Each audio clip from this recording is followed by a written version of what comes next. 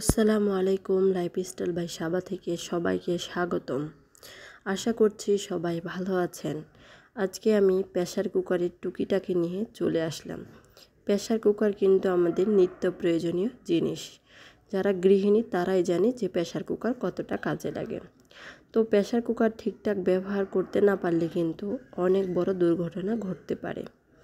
আপনাদের সেফটি বার নষ্ট হয়ে গেলে, ভ্যান্ডুইট নষ্ট হয়ে যাওয়া, এইসব সমস্যা কিন্তু আমাদের হয়ে থাকে।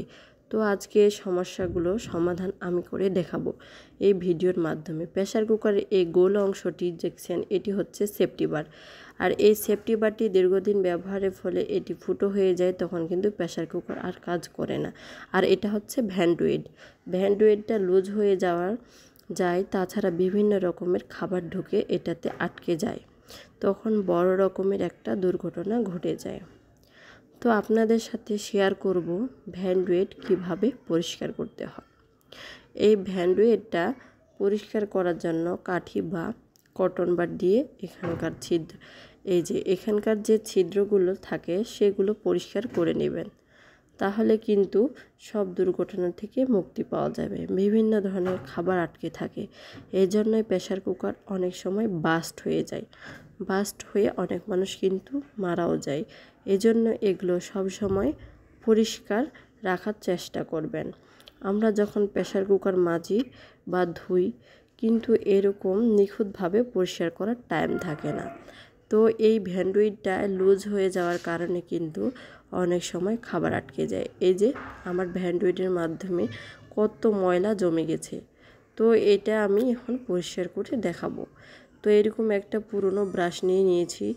এটা দিয়ে হালকাভাবে ঘষা দিলেই কিন্তু এই ময়লাগুলো উঠে আসতেছে।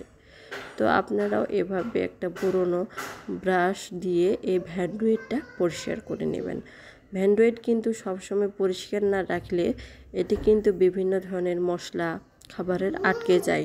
এতে করে কিন্তু সেই বাষ্পীয়টা বের হতে পারে না। এর ফলে কিন্তু প্রেসার কুকার বাস্ট হয়ে যায় বা ছিদ্রটা যে দেখতে পাচ্ছেন সেপটিক বার, সেটা ফুটো হয়ে যায়। তো এভাবে করে আপনার ভ্যান্ডুইটটা সুন্দর করে পরিষ্কার করে নেবেন। একটা ব্রাশের সাহায্যে উপরের অংশটা পরিষ্কার করে নেবেন। এরকম কাঠি বা শোলা বা কটন বার আপনাদের বাসায় যেটা আছে সেটা দিয়ে এইভাবে ছিদ্রগুলো পরিষ্কার করে নেবেন। এগুলো কিন্তু পরিষ্কার রাখা খুবই গুরুত্বপূর্ণ কাজ। যেহেতু আমরা প্রেসার কুকার প্রতিদিনই ব্যবহার করে থাকি, তাই এই ছিদ্রগুলো পরিষ্কার করা দরকার। পরিষ্কার করে দেবেন, তাহলে কিন্তু দুর্ঘটনা থেকে আমরা মুক্তি পাওয়া যাবে। বিভিন্ন ধরনের খাবার আটকে থাকে, এজন্যই কিন্তু প্রেসার কুকার অনেক সময় বাস্টও হয়। এজন্য এগুলো সব সময় পরিষ্কার রাখার চেষ্টা করবেন। তো এভাবে করে এই যে ভ্যান্ডুইটের উপরের অংশটা আছে, সেটারে এই অংশটাও কিন্তু আমি একটি পুরনো ব্রাশ দিয়ে পরিষ্কার করে নিচ্ছি। তো আপনারা এভাবে করে পরিষ্কার করে নেবেন। তো এটা আপনারা পারলে সপ্তাহে 1 থেকে 2 দিন একটু সময় করে এভাবে প্রেসার কুকারটা পরিষ্কার করে নেবেন। যেহেতু আমিও এটা পরিষ্কার করে থাকি, প্রেসার কুকার ধোয়ার সময় কিন্তু আমরা এভাবে ভালো করে ধুই না। এই সেফটি বারটাও আমি এখন ঘষে ভালো করে ময়লাটা পরিষ্কার করে নিলাম। তো এরপরে এই যে মাঝের অংশটুকু থাকে, এখানে অনেকগুলো ছিদ্র থাকে। এই ছিদ্রগুলো কিন্তু সবসময় পরিষ্কার রাখা উচিত। এই যে এভাবে একটা কাঠির মাধ্যমে আমি এই ছিদ্রগুলো পরিষ্কার করে নিতেছি। তো এটা তাহলে অনেক দুর্ঘটনা থেকে আমরা বাঁচতে পারবো।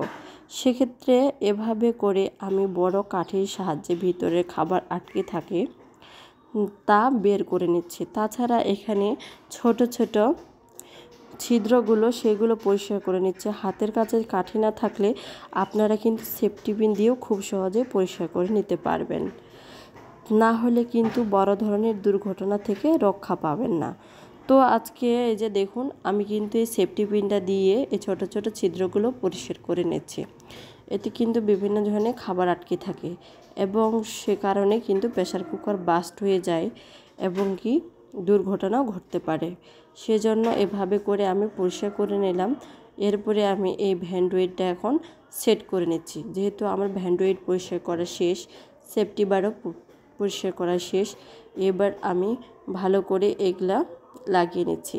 এই নাটটা কিন্তু লুজ রাখা যাবে না, সব সময় আপনারা একটু রান্নার আগে চেক করে নেবেন যে ভেন্ডুইডের নাট লুজ আছে কি না। এতে করে কিন্তু আমাদের আরও বেশি দুর্ঘটনা হওয়ার চান্স থাকে। তো এভাবে করে আমি সপ্তাহে 1 থেকে 2 দিন পরিষ্কার করে থাকি। তো আপনারাও এভাবে পরিষ্কার করবেন। তো না হলে কিন্তু পরিষ্কার না হলে কিন্তু বড় ধরনের দুর্ঘটনা রক্ষা হতে পারবেন না। তো এইভাবে করে পরিষ্কার করবেন এবং বড় ধরনের দুর্ঘটনা থেকে রক্ষা পাবেন। তো আজকে এ পর্যন্তই। যদি আমার ভিডিওটি ভালো লাগে থাকে অবশ্যই আমার চ্যানেলটি সাবস্ক্রাইব করে আমার পাশে থাকবেন। সবাই ভালো থাকবেন। আল্লাহ হাফেজ।